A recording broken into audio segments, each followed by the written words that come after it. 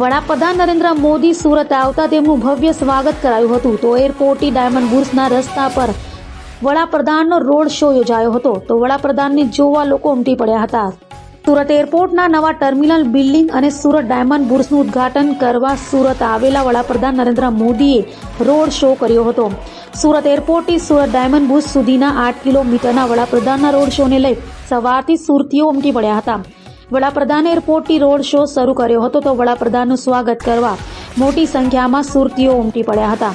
વડાપ્રધાન દ્વારા road show કરાતા તેમને જોવા ઉમટેલા સુરતીઓએ ઢોલ નગારા સાથે સ્વાગત કર્યું હતું. તો 12 ધારાસભ્યો દ્વારા વડાપ્રધાનનું વિવિધ સ્થળે સ્વાગત પણ કરાયું હતું.